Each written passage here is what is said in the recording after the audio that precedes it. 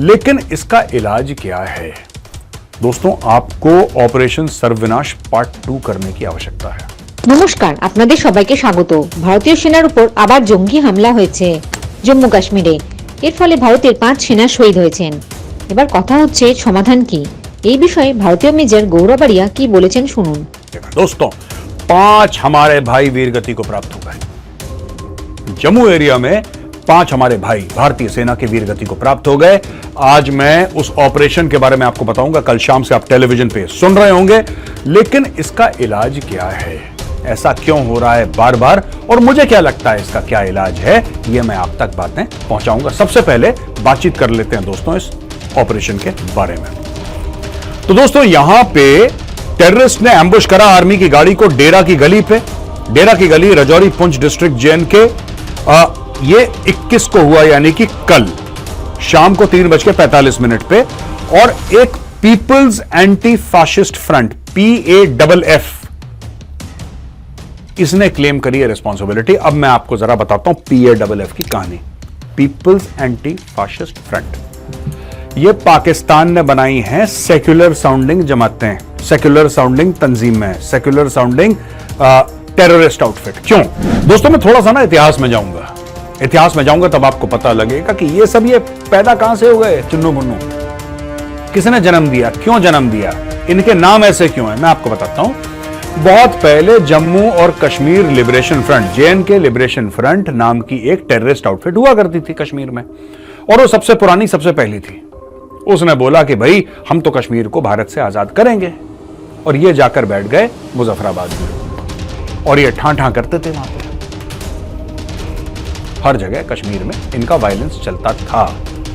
अब नहीं चलता। क्यों? क्योंकि इनमें से एक दो के दिमाग में यह आया कि यार कश्मीर का जो हिस्सा भारत के पास है, वैसा तो पाकिस्तान के पास भी है जम्मू और कश्मीर का हिस्सा, तो हमें पाकिस्तान से भी मारना चाहिए। अब पाकिस्तान से मांगने के चक्कर में क्या हुआ कि ISI ने बोला, अच्छा बेटा मेरी बिल्ली मुझी से म्याऊं, तुम्हें तो हमने बनाया है, तुम अपने बाप से गद्दारी करोगे, ठां आउट। तो दोस्तों, जब ठां हुई, ठांडा के बाद क्या हुआ कि पाकिस्तान के दिमाग में कीड़ा जागा। पाकिस्तान ने बोला यार कि ये जो पूरा कश्मीर वाला मामला है, ये कश्मीरियों पे भरोसा नहीं कर सकते। ये पाकिस्तान ने सोचा, तो पाकिस्तान ने बोला कि पैन इस्लामिक हम नाम लेंगे, इस्लामिक नाम लेंगे जिनका कश्मीर से कोई ताल्लुक नहीं है। उससे क्या होगा कि अट्रैक्ट होकर दुनिया भर के मुसलमान आके यहां पे जिहाद लड़ेंगे। ये पाकिस्तान का प्लान था। तब जन्म लिया दोस्तों लश्कर तैयबा, जैश मोहम्मद, हिजबुल मुजाहिदीन, अल्लाह टाइगर्स, और फलाना और अल फरान और फलाने ढिमके, दुनिया भर के, मतलब मैं नाम ही नहीं जानता, इतने नाम वहां पे पैदा हो गए। इनमें किसी भी आतंकवादी तंजीम में या आतंकवादी गिरोह में किसी का भी नाम के अंदर कश्मीर नहीं था।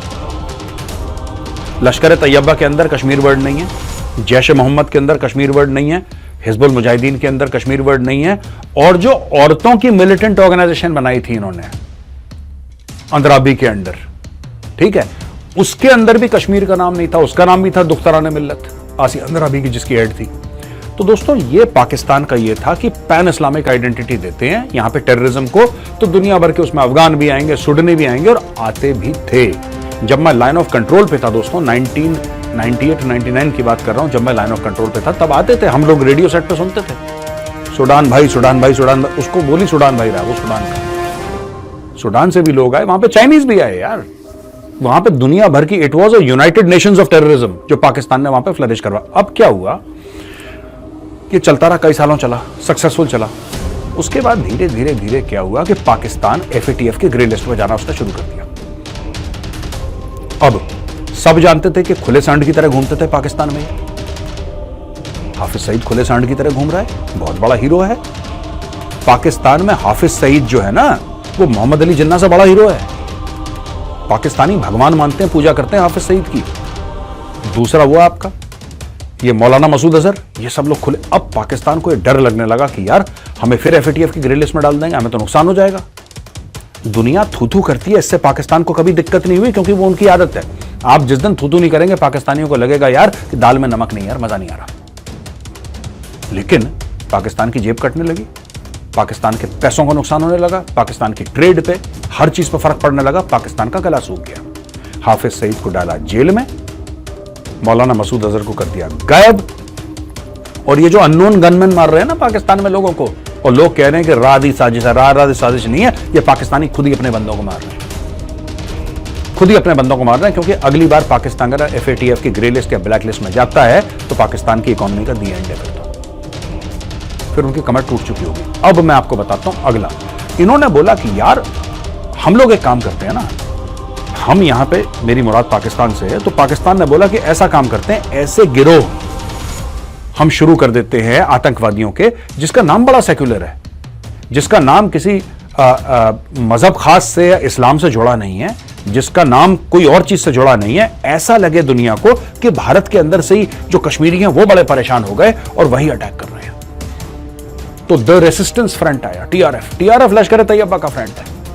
अब पीपल अगेंस्ट फासिज्म फलाना ढिमका, ऐसे 8-10 कश्मीर में घूम रहे हैं दोस्तों, और ये कुछ नहीं है, इनका नाम बदला है, आइडेंटिटी वही पुरानी लगी है।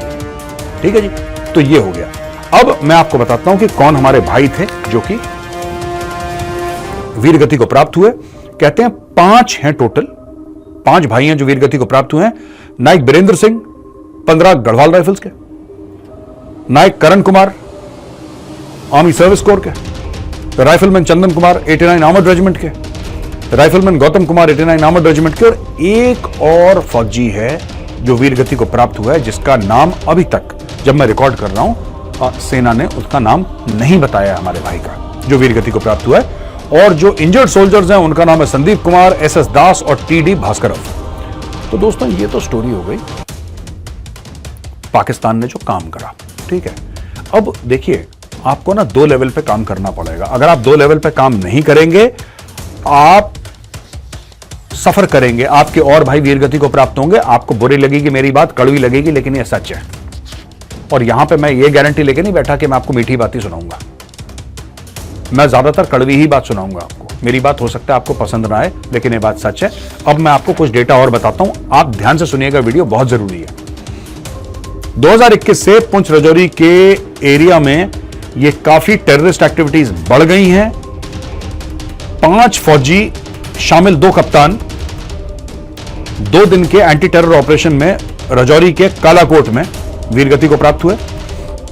दोस्तों अप्रैल और मई 2023 में हमारे 10 फौजी भाई ट्विन अटैक्स 2 अटैक हुए थे, जिसमें कि 20 से 25 टेररिस्ट पुंछ राजौरी एरिया में एक्टिव थे, खासतौर से पीर पंजाल के एरिया में। इन्होंने बोला है, मैं कोट कर रहा हूं, lieutenant general Upendra Dwivedi northern army commander, इन्होंने बोला है कि 1 साल लगेगा तो रूट आउट टेररिज्म, वहां से बिल्कुल नस्ते नाबूद करने के लिए टेररिज्म को। और काफी लोगों की वहां पे जान चली गई है। ये नया हॉटस्पॉट है। अच्छा देखिए ना, ये तो एक बात हो गई। दोस्तों मैं भी इसी एरिया में था पोस्टेड, राइट, मैं फौज में था towards the end of my tenure in the फौज। ये साउथ ऑफ पीर पंजाल का एरिया है ना, एक तो नॉर्थ है एक साउथ है। तो हम लोग हिंटरलैंड में भी थे, लेकिन हम लोग ज्यादातर जो थे वो लाइन ऑफ कंट्रोल पे थे। और लाइन ऑफ कंट्रोल पे जो मैंने नौकरी करी, और पीछे भी मैं, ये मेरे जाने के कुछ साल के बाद वहां पे बहुत बड़ा ऑपरेशन हुआ था दोस्तों, और कोई भी सीनियर फौजी आपको बता देगा। ठीक है, उस ऑपरेशन का नाम था सर्प विनाश। और सर्प विनाश में सर्पों का विनाश करा गया था। हजारों दर हजारों को कहते हैं 15 से लेकर 20,000 15 to 20,000 Indian Army troops are deployed, और यहां से जंगल छानते हुए वहां से जंगल छानते हुए ये चलता रहा ऑपरेशन। और इतने मिले हैं सर्प, मिले हैं इतने सर्प मिले हैं कि सर्प का विनाश करा। दोस्तों आपको ऑपरेशन सर्प विनाश पार्ट 2 करने की आवश्यकता है, और मेरी सरकार से दरखास्त है, मोदी जी से दरखास्त है कि आप अप्रूवल दीजिए। आर्मी शुड डू ऑपरेशन सर्प विनाश पार्ट 2। ठीक है, अभी कर देना चाहिए आपको। आप इनको और मौका मत दीजिए, जड़ पकड़ लेंगे ये।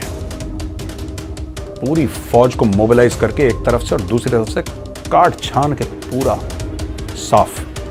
ये बिल्कुल सर्प विनाश पार्ट 2 का ये बिल्कुल एप्ट और अप्रोप्रिएट टाइम है।